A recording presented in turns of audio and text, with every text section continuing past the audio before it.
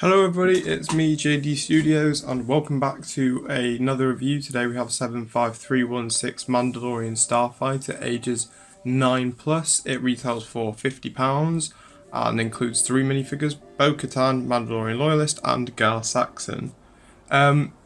So let's start with the minifigures.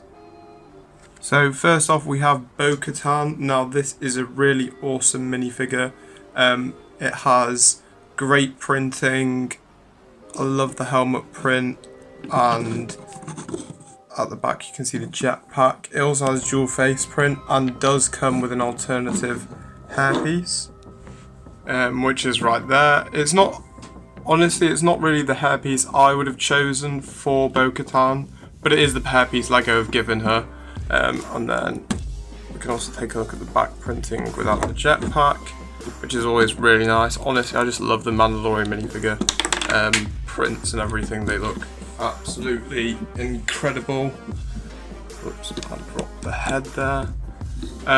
Next up is the Loyalist. The Loyalist looks amazing as well, although that is really unfortunate, that little gap in between the prints on the legs. And there's a look at the back. And that's what the minifigure looks like without the back print on it.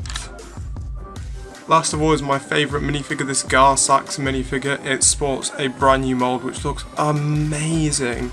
And the print itself on the helmet, I absolutely love. The visor's done perfectly. It goes from both sides of the helmet. It completely covers it. It looks amazing. Honestly, the entire print on this minifigure is incredible, and they do actually provide a face for Gar Saxon, which is also incredible. And there's a look at the back. And I also love that this entire minifigure is moulded in this gunmetal grey colour, which looks absolutely incredible.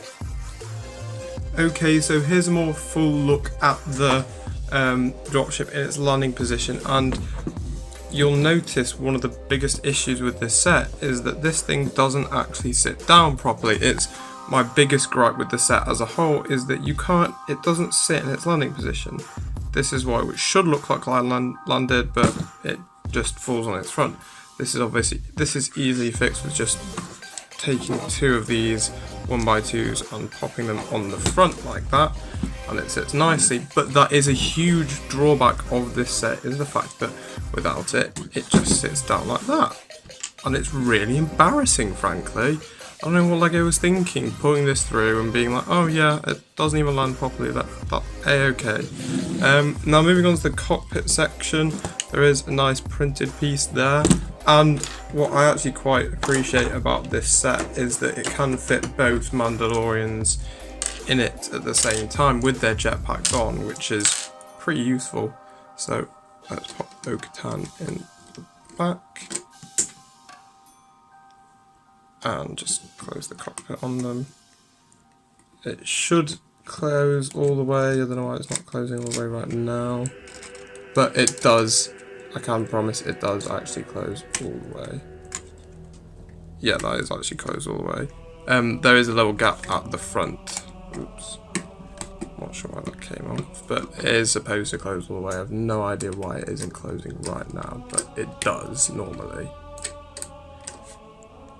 Okay, there you have it. I actually managed to close it. It also does have 2 stud shooters on the side, which is worth mentioning. Now, for the main feature of the ship, the wings do come down, and it can move into fighter mode.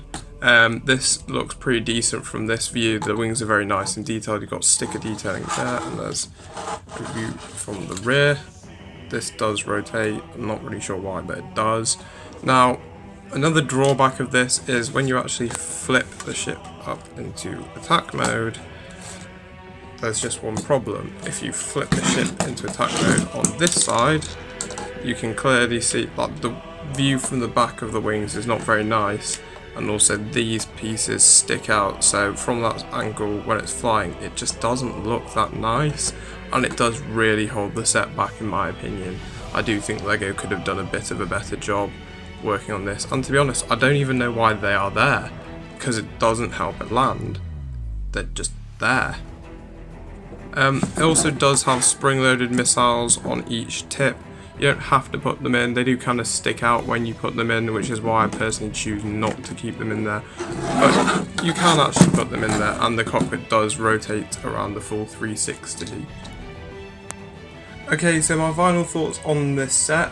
As a whole, I like the set. I have pointed out the main issues I have with those set, with the build, but those are specific to the build. If you're after the set for the minifigures, they are incredible, and I'm sure there are plenty of people that are after the set for the minifigures because they are that good.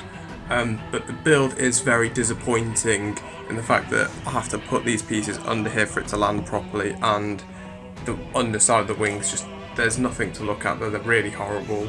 Kind of just stick out like a sore thumb, and it makes the actual flight mode just not very nice to look at. But aside from that, very solid build, solid price, solid set. I would probably give this a 7 out of 10. Really good minifigures. The build looks pretty decent. It's just that last bit at the end that kind of sucks for me, is the fact those few issues I brought up earlier. Anyway guys, I hope you enjoyed this review. Leave a like if you did. Don't forget to subscribe, and I'll see you guys next time.